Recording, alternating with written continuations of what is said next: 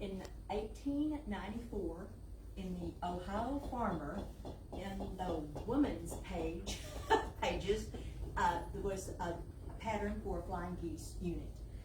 And so, if you think about in 1894, so what that had to be in that magazine was a shape for the units, which I'm guessing would have been like this, okay? And the woman would have, the quilter would have traced those somehow. Now, I thought about it. What kind of template material would have been available to us in 1894?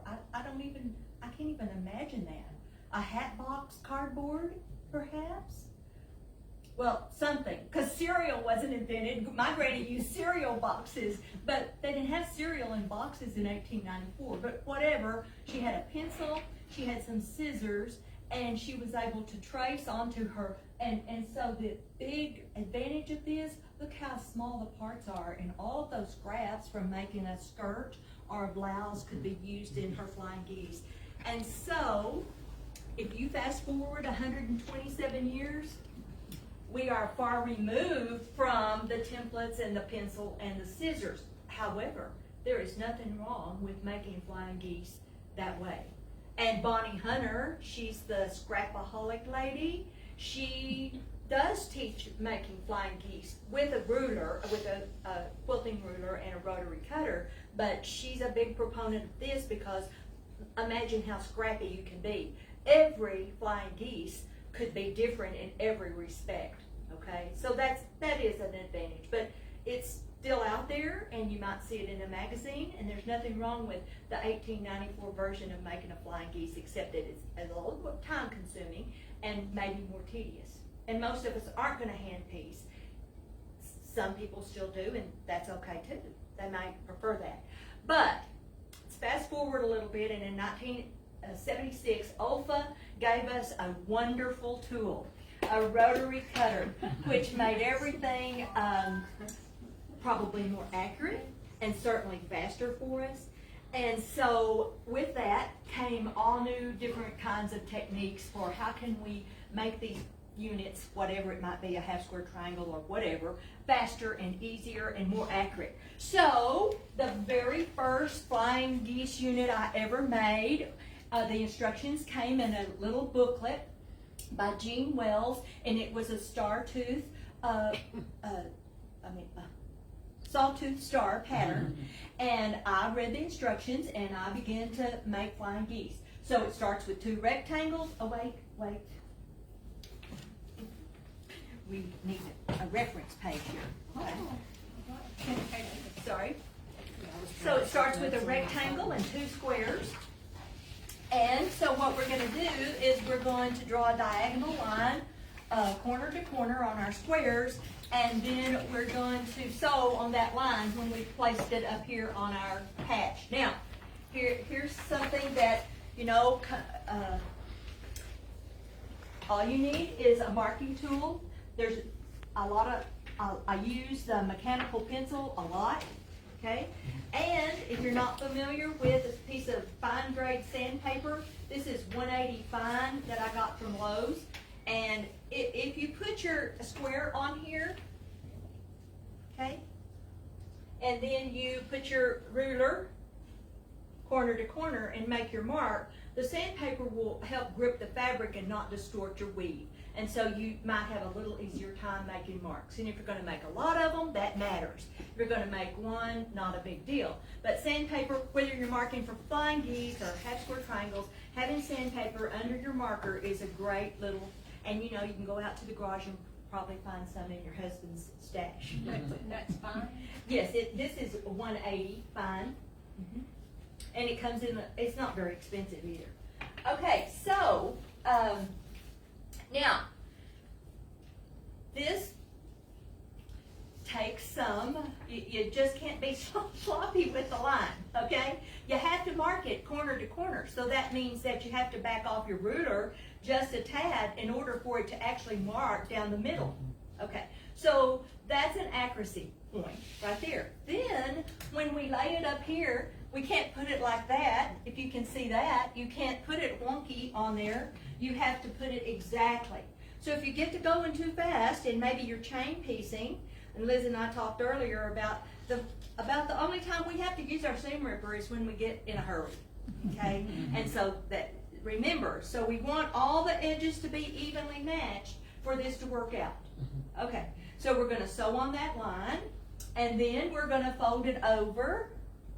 Well, we're gonna trim a 1/4 inch away, and then fold it over and press, and then we're gonna repeat on the other end, and then we're gonna have this.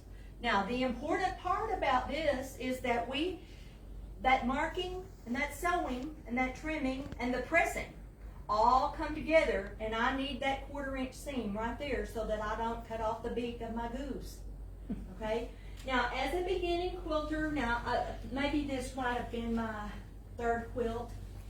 So here's that pattern that I had, and I made all of these individually like that, and it bothered me. I mean, when a point got chopped off, or when I didn't have a 1/4 inch seam, I'm like, okay, what am I doing wrong? I've got to fix this. I don't want my points chopped off. And so it's a matter of if you want it to be accurate, you have to pay attention to what you're doing. You know, they can be perfectly accurate.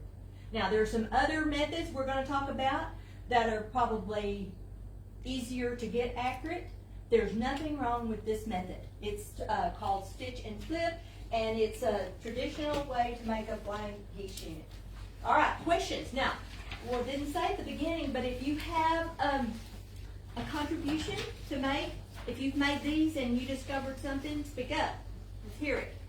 Okay? I have one. Okay. On the sandpaper? Yes, ma'am. If you will put that in one of those folders, staple it in there or glue it in there, then you've got a cover for it, so you can just stick it in with your sewing stuff. Right. Great idea. Like a pocket folder or just a folder, kid's school folder. Great. So you'd be very portable, save your grit from falling off. Good idea. Thank you. Okay. Anything else? All right. So 2nd page there. We're going to talk about foundation papers, and so this is kind of a new deal. All right, right up here, Liz has these papers. There's 4 different sizes. Okay, I like that there's 3 by 6, 2 by 4, 1.5 by 3, and 1 by 2. Okay, now I like the fact that they named them Flying Geese Foundation Papers, because there are those among us who, if you say the word paper pieced, they go, I'm not doing that. My friend told me to avoid that. Oh, that's sewing backwards and I just can't do that.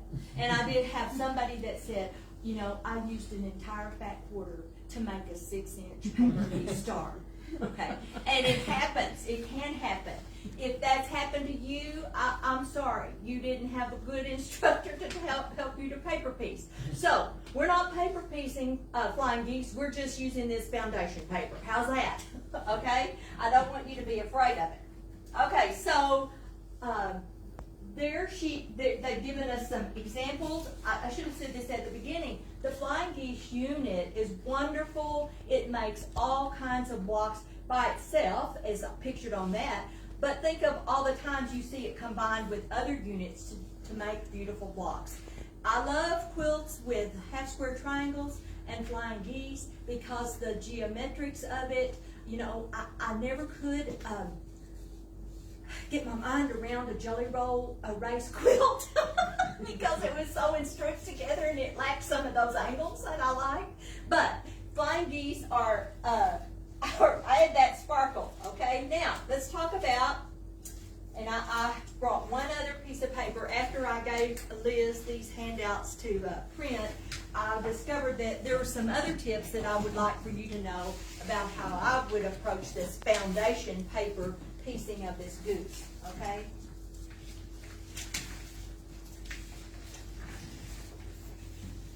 Okay, so they come on a pad. This is our pad. I'm going to pass these down, let you look at what it is. Pass one on each side and tear off the one you're going to use. Let's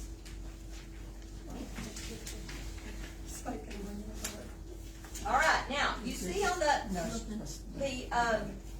the thing that I'm just now giving you, I've said we need those papers, we need a glue stick. Now, well, let me back up, I'm getting ahead of myself.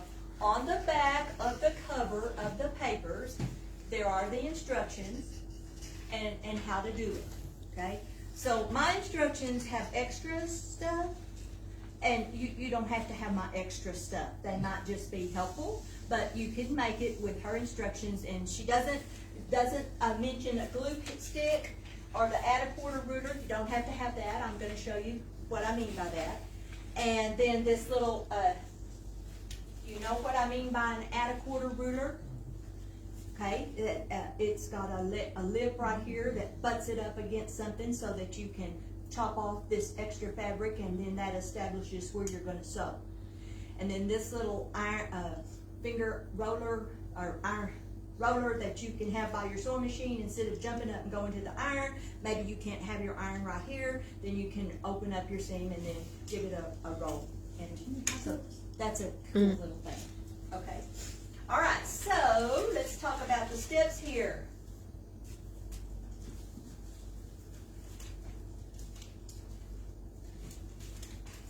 First of all, in red I have put, we want a size 90 needle in our machine and shorten the stitch length, and we want to turn our iron off of steam.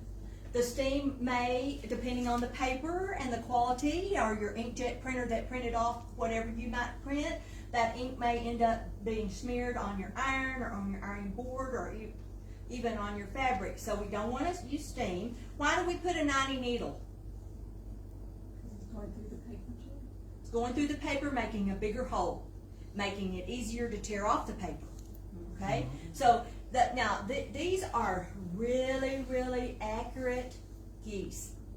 If you can count, if you can sew on a straight line, you can make a perfect flying geese unit. But you have to remove the papers, and that's the reason we have the size 90 needle. All right. So number one, it says we're going to crease the papers.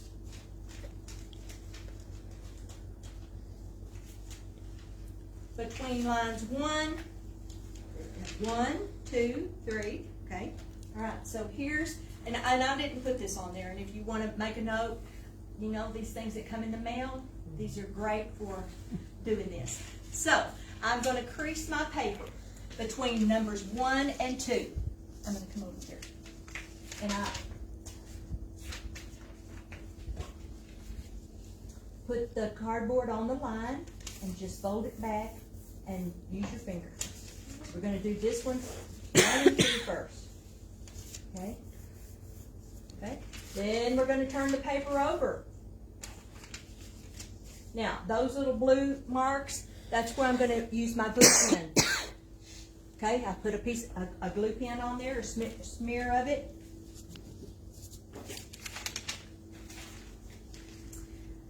Now, this is where people get confused. Sorry.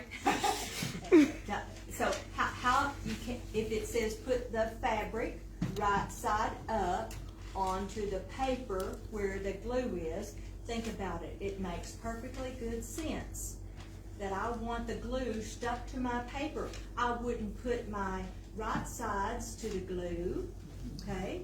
So that makes good sense, and it's cut bigger. It's cut odd actually. It's cut 7 for this size glue, 7 by 7 3/4. So it's a little rectangle, but I'm going to hold it up there, and I'm going to make sure it's covered all of my solid lines, and then I'm going to press it to the glue and make sure it's stuck, and that holds it. Now, glue stick is not necessary. You can pin it in place if you want to, okay? It's just a little convenience. All right, so now it says we've put the fabric on the paper. Now then, so here's what it's going to look like. There's my glue down. All right, these were the corners I turned back. Numbers 2, I turned back. Okay.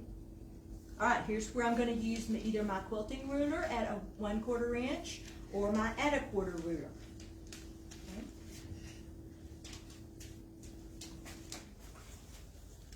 So I'm going to show you how this works first.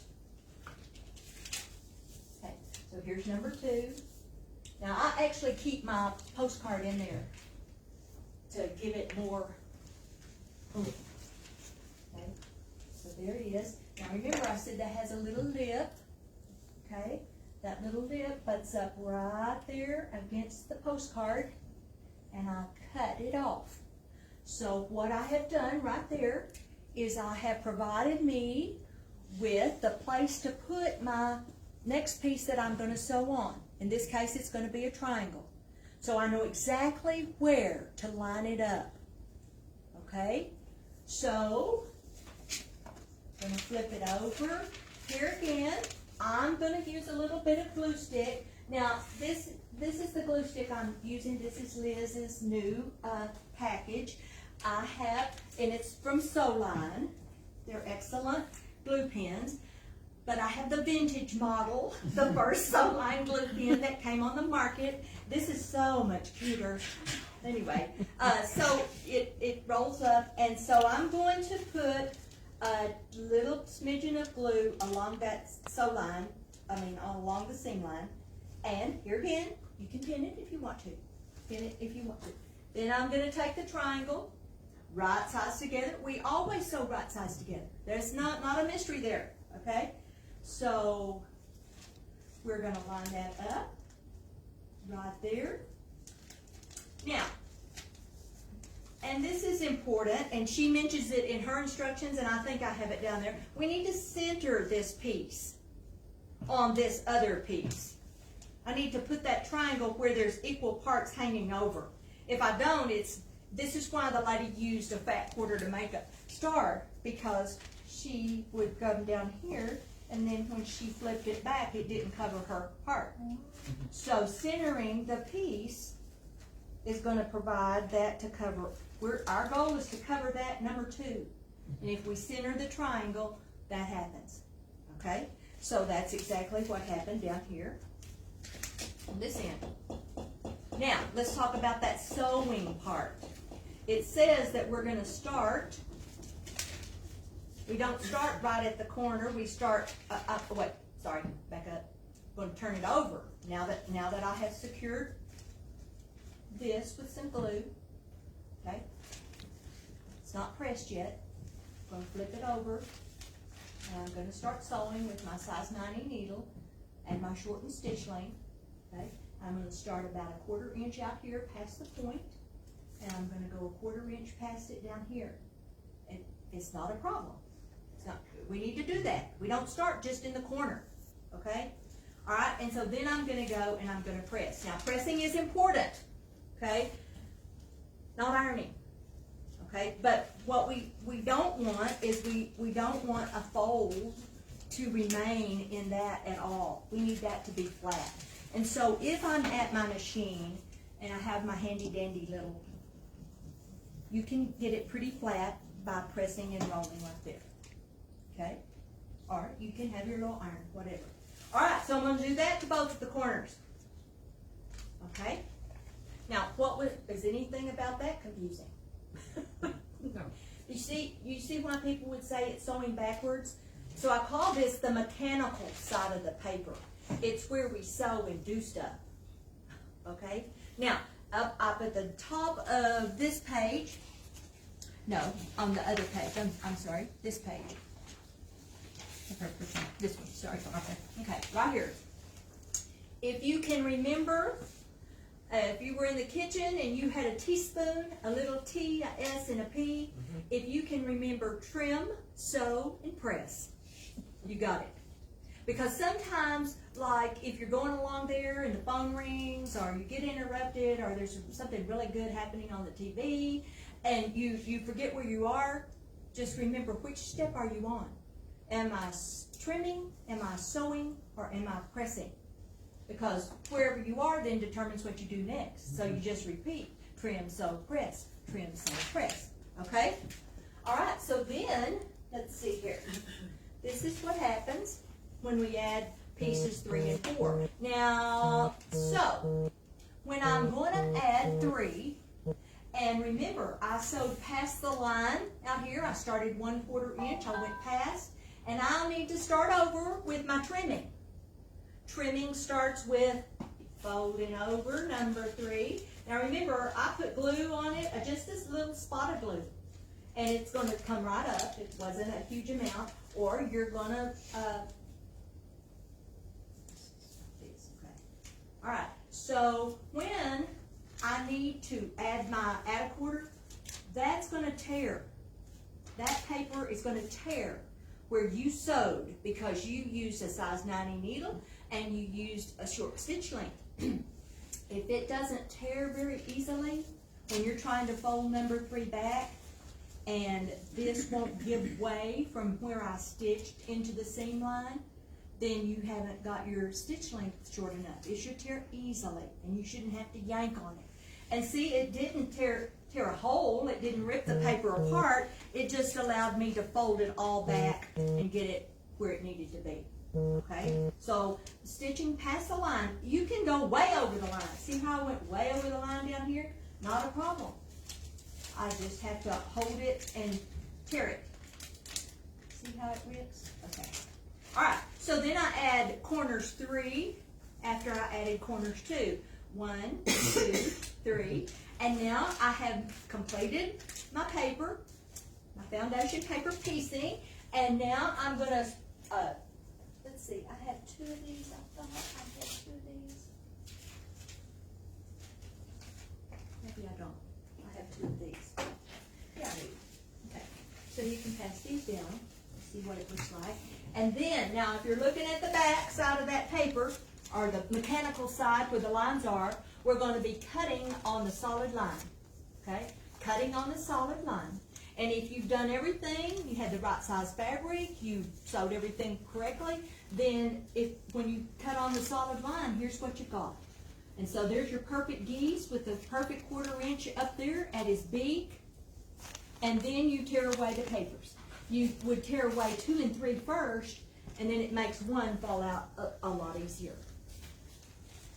Okay? Now does that doesn't sound too hard, does it? No. So don't tell yourself these are paper pieced geese. Just say I'm going to sew on some paper. If that makes you nervous. Okay, now I have an example for the techniques we're going to talk about, except I don't have a quilt made with the foundations. They're fairly new, okay? And I haven't done that yet, but it would be something I would consider, okay?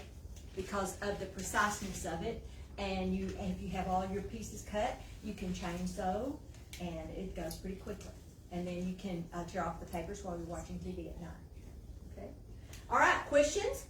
All right, flip on over to the next page, and now we're going to talk about Eleanor's Quilt in a Day rulers.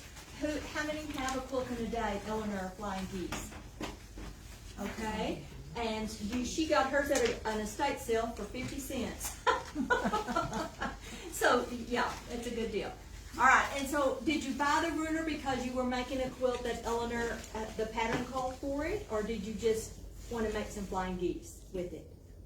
I just saw it and I think I might need that someday. Okay, No, you too, you just got I it? actually saw her in, Okay, She's she so was demoing funny. maybe in a booth, Yeah. okay. In Houston. In Houston, okay. That's what demos are for, to show you those neat, and it is a neat ruler, okay? And so, this right here, these 2 come in a package together, the mini 1 and the mini 2, so if we want to make small flying geese, and the sizes that they make are on that paper there, and then the small one makes these 2, and the large one makes this. I don't have the jumbo, I don't have that ruler, but Liz does if you needed to make them large, okay?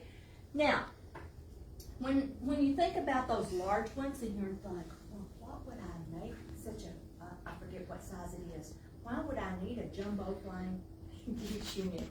Well, think about the modern quilt movement and how they have taken flying geese, and sometimes that's the only unit in a modern quilt.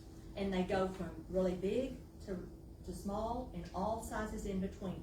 so I can see where using the jumbo. And I'm sure Eleanor has pattern to support that jumbo ruler because she does have wonderful patterns. You know, I appreciate Eleanor because her patterns and her instruction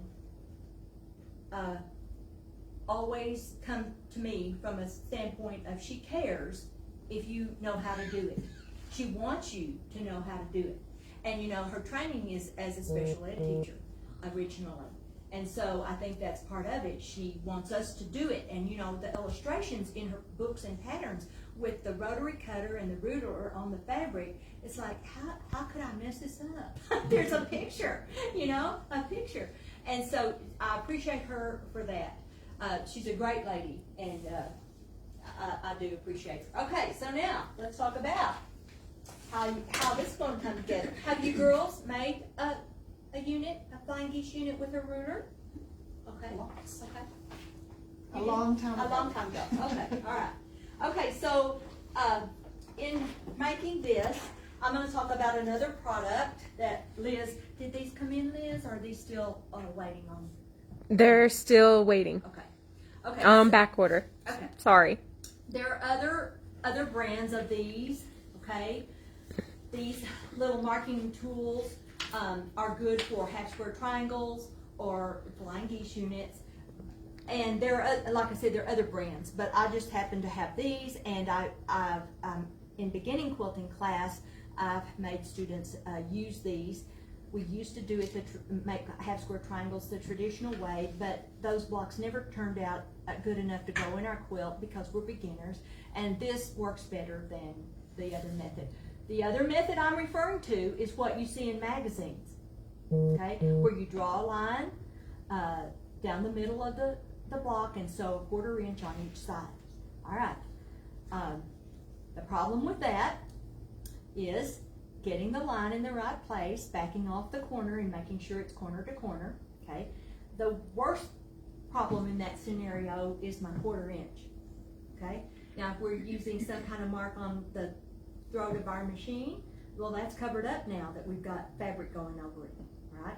If I'm using my 1/4 inch foot that came with my quilting machine, well, it may be a 1/4 and it may not, okay? I'm very skeptical of when something says this is a 1/4 inch seam.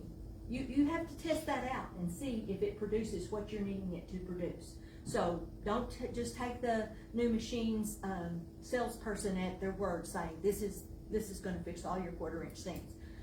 Okay, so if the 1/4 inch seam is correct and then we press it correctly and we've done all that, then it could be correct.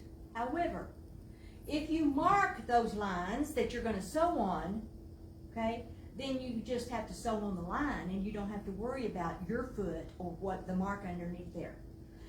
When I got these the first time, I was highly skeptical. I didn't think it would be the 1/4 inch that I preferred and that would really work. But I tested it out and it does. They have made the ruler skinny enough to accommodate your pencil mark so that sewing on this line produces the line where we need it to be, okay? Now all that is to say that I use that to construct these, but you don't have to have that. They come 2 sizes in this package, okay? But a regular ruler works just fine if you like and feel confident that the 1/4 inch away from that line down the center is going to be what you need, okay? All right, now here's what the ruler, I made the biggest version for the demo so it would be easier to see, and I'm going to pass this. These are old. I've had these rulers a long time, and each ruler makes 2 different sizes, as you can see up here, okay? Now I'm passing it because on the back it's coated, I have Invisigrip on it, and I want you to see what that's like on the ruler. And then I'm going to pass this piece of Invisigrip, and this is what it looks like when you get it out of the package. It doesn't have adhesive on it. It's vinyl that just sticks to the acrylic ruler, okay? And this is what it looks like in the package, Invisigrip. It comes on a roll. It's backed with white paper. You cut the size you need, and like you would not go edge to edge. You would come in a 1/4 inch from outside edge, and then you put it on there. And the purpose of it is to help your ruler grab the fabric and not slide. Okay, that's the whole purpose. What's those other rulers you had called the little thin ones? That's called the Fons and Porter seam marker. Isn't that right, Liz? Yeah. Mhm. These OmniGrid made these, and Fons and Porter endorsed them. There are some other brands, but I don't know right off, and they're not as readily available as these are. These are out there everywhere. So And everybody's learning to sew right now, so they're on back order. yeah, exactly. Yeah, a lot of things are not there because. Okay. All right. So the insert, and y'all, this is my original insert. I'm so impressed that I found it. No, I put all of my inserts after I open the package, either in a baggie with the ruler, or if it's too big for a baggie to fit in my drawer, I put a binder clip and put the instructions. But I think you can probably download them. I wouldn't be surprised. But it tells you what size of squares to cut to produce these two units. All right, so the first thing we do is we have these two giant squares. One slightly smaller than the other. The pattern tells you, or the insert tells you, or the pattern's going to tell you, her pattern is going to tell you what size to make. Alright, and you lay them on top of each other, and I used my marking tool to mark where I'm going to make a 1/4 inch seam. I could have laid this ruler down there a 1/4 inch away and marked it as well. I could use this to mark, or I could just use my foot and not mark. But I have sewn, well, you can't see that very well, but I've sewn, I had a diagonal line down the middle, and I've sewn on each side of it. Okay. Right side and wrong side together. Yes, right sides together. Right sides together. Right sides. Right sides. You'll see that very clearly. Right sides together, and I do a diagonal 1/4 inch on each side. Okay. So then I'm going to cut those apart. And then I've got this.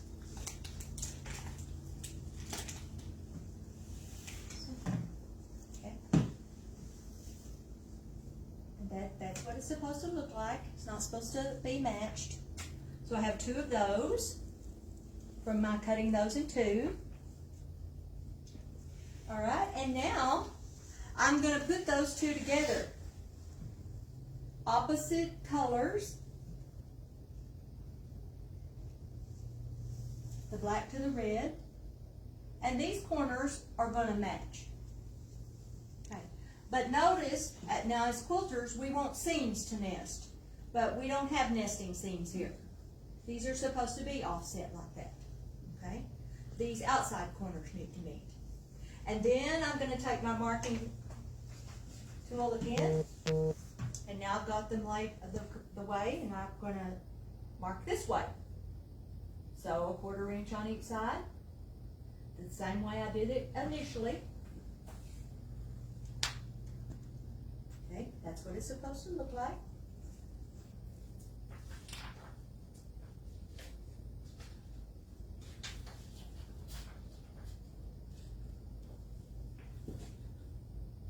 Oops.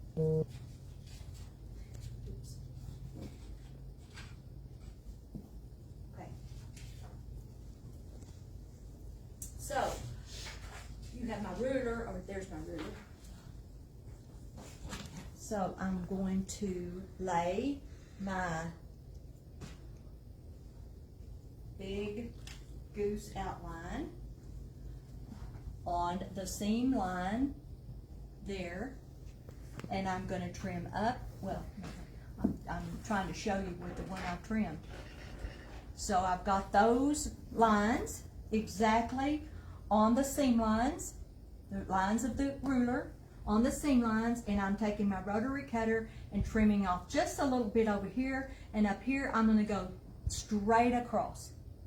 Okay, then I will turn that piece over, and now I'm using this whole thing as my trimming tool.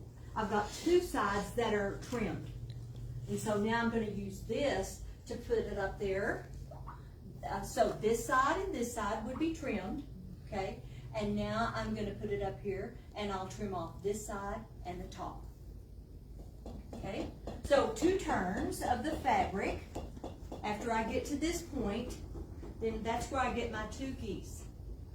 Okay, trim up one side and all the way across, turn the piece around. Now the first cut, I'm putting my seams that I've sewn, I'm using that green line to line up with those seam allowances.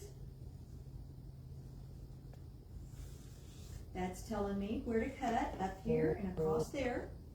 Then I turn this piece around, and now I'm using the whole ruler.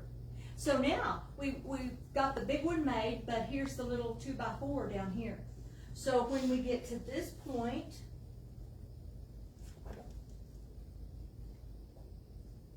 there's the offset piece. Then instead of putting the ruler like this, we'll just make sure my little goose is going to be right there on my seam line. I've got the red marks on the lines. I'm going to trim up and across, turn it around, and then I'm going to use the red line. So this is the line on the bottom, and so it's got to be this size. Now this is the unfinished size, so it'll be 2.5 by 4.5. So now I've trimmed that off. I've trimmed that side. I've trimmed 2 sides are good. So let's line up the left edge and the bottom with that, and now I'm going to trim this and across here. Okay, so then I have 2 geese from Eleanor's. Okay, questions? I have one quilt made with Eleanor's. This is called Twisted Star, and let's see, here are our geese. Here. And that is in a sawtooth star, but it's sort of on point, so it doesn't really jump out at you. But it's a good pattern. The pattern cover is the ugliest pattern cover you've ever seen in your life. I'm serious. I looked at that pattern and I'm like, ooh. They fussy cut some deer, woodsy, camping scenes to be in here. And it was dull colors. And then I was at a quilt show and Eleanor had a booth. And this quilt was done in oriental fabrics. And it was on the back wall of the booth. And I walked by there and I'm like, oh my gosh, that's that pattern. It's decent after all. But anyway, so Eleanor makes wonderful patterns that support, or maybe she makes the products to support her patterns, probably is how it works. Okay, now let me see here. I'm going to make sure that I forgot. So let me back up and say that the, we'll do that at the end. Okay. Questions about quilting a day? Easy peasy. And you know, the pattern insert, great illustrations, true to Eleanor and her style. You can't really mess up. Here's the picture, exactly how to do it. So you think you can get that online? Because my ruler didn't have these stuff. Yeah, I bet you can. Go to her site first, Quilting a Day, and then, and if it's not there, then I would call them and say, listen, I lost my insert. Okay. But I feel sure you can. Okay. All right. So now, that brings us down to the last one. The wing clipper. Does anybody have the wing clipper? Has anybody made anything? I guess if you don't have it, you haven't made anything with it. How many of you have any tool by Deb Tucker? 180, Studio 180 Designs? Okay. So, you know, Eleanor had us to make the unit larger and trim it down. And that's great because the more accurate our units can be, then the better chance our 12-inch block that has that Flying Geese unit in it, it has a better chance of coming out to be 12.5 inches where we want it to be. So I like that. I want it to fit. All right? And you know, when you hold it up and you lay it down next to the piece that it goes on and you're like, oh dear, you know, what went wrong? I don't like that. I like bigger and trimming it down. So Deb Tucker is my hero. in that regard, because she, all of her tools are, let's make it larger and let's trim it down, and then we'll have a perfect quilt when we get to that point. All right, so let's talk about the wing clipper. So I'm gonna pass around my, so this method, if you've made 4 flying geese at a time, raise your hand if you've made 4 flying geese at a time, that method. Girlfriend, have you not made 4 flying geese at a time? You just leave me alone. I just know you have. Okay, all right, Pam has. Okay, so we made 4 flying geese at a time with Deb, which is nice. We got to make 2 with Eleanor. We only got 1 with the stitch and flip, okay? And so I have lots of leftovers because I wanted to make 1 of each size. Look at the sizes that you can make with 1 ruler. This is the ruler, and I can make from 1.5 by 1 all the way to 10.5 by 5. Oh well, the finished part would be 5 to 10. But okay, so now you know as I've gotten older and I've made a lot of quilts, and we change our style, we change our likes, we change our colors we like, and all of that. I have changed to I don't really like big pieces anymore. These are the kinds I like. Because they're not going to produce a big old quilt that I'm going to like, okay, now what am I going to do with this? So I love this little 1 by 2, 1.5 by this. This is my favorite one out of the whole ruler. Okay, so let's pass some of these around.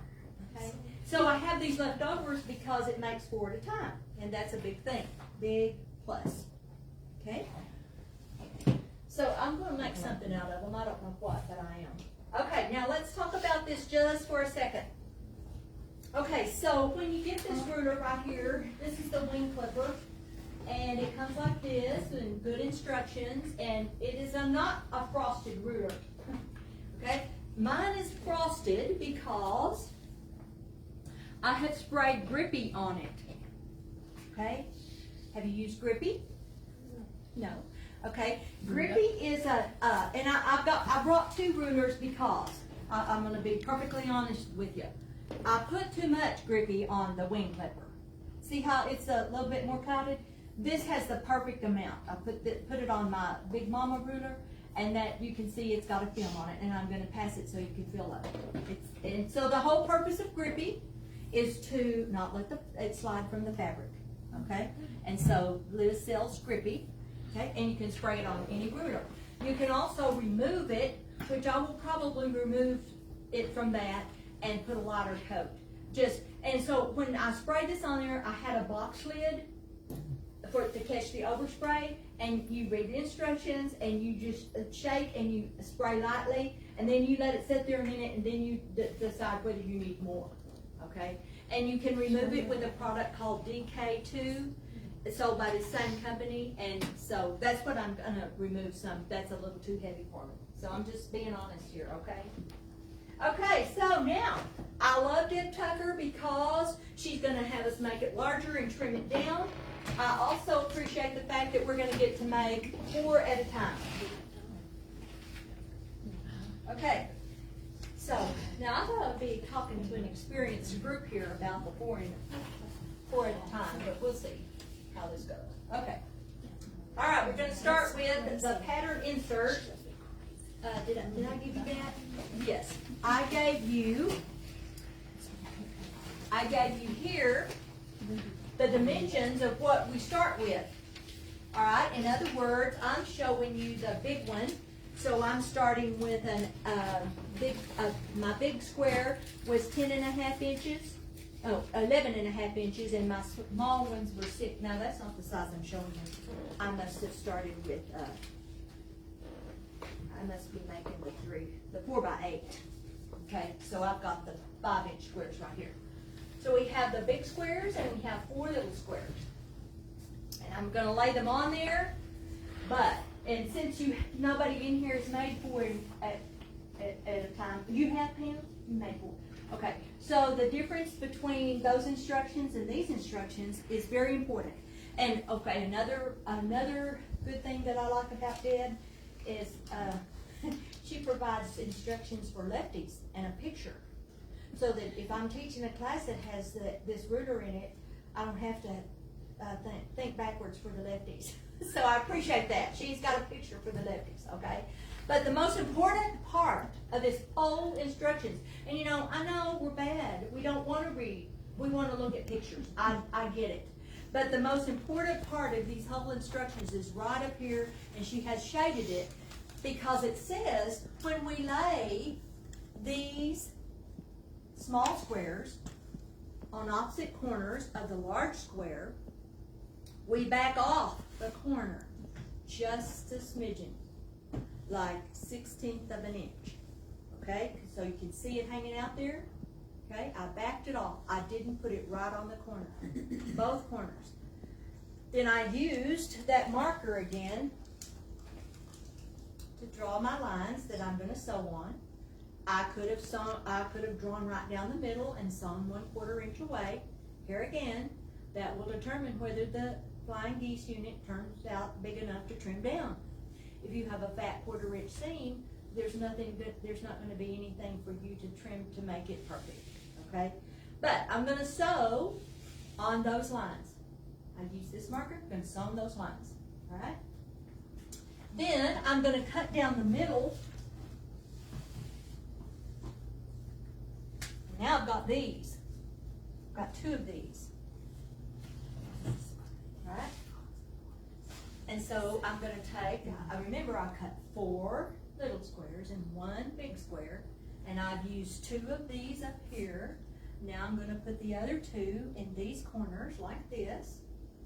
Mark again. Okay. Now let me stop and tell you this.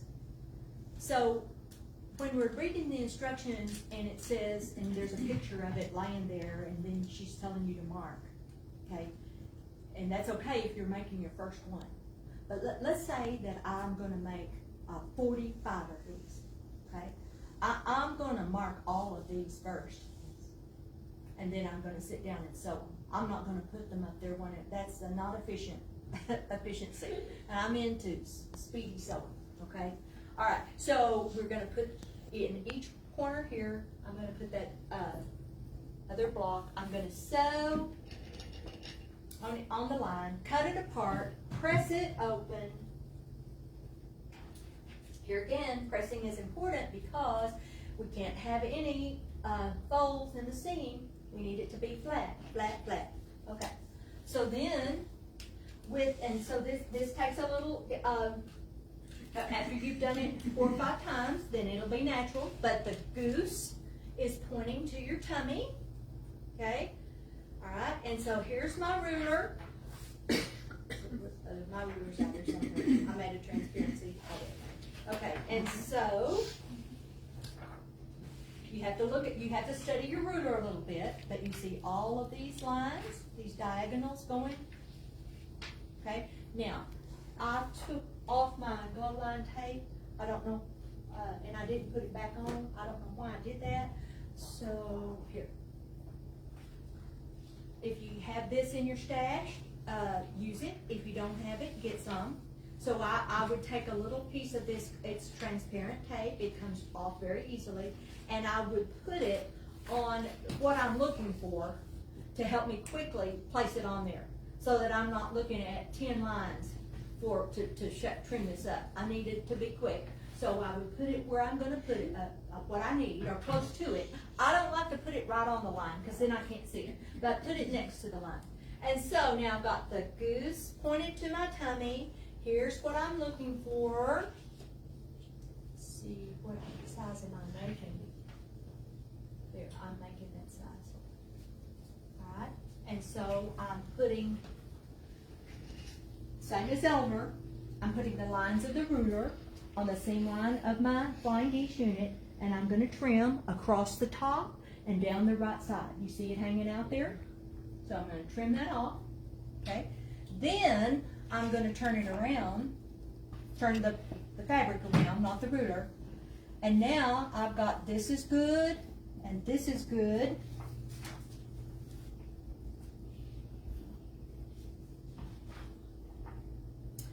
What size am I making? And now I'm using the rectangle lines. Can you see the rectangle lines? I'm using that line. I'm not concerned about the V's anymore. I've already taken care of the beaks on the flying geese. Now I'm using these marks, the rectangles, and I'm making 8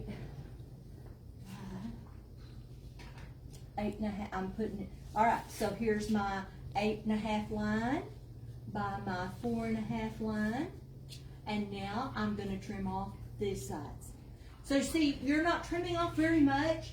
You're not wasting a lot of fabric. But if your 1/4 inch seam is not skinny enough, you're not going to have anything. Or if you didn't back off the corner when you put this up here, you're not going to have anything to trim off, and then it's not. I mean, it's going to be a short.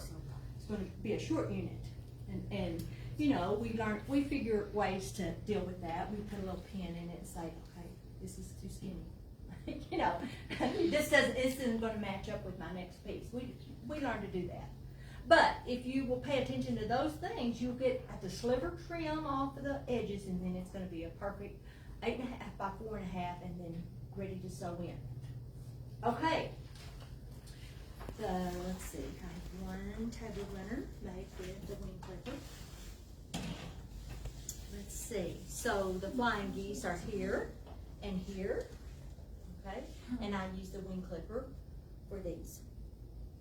Okay, I use the wing clipper a lot, because it makes 4 at a time.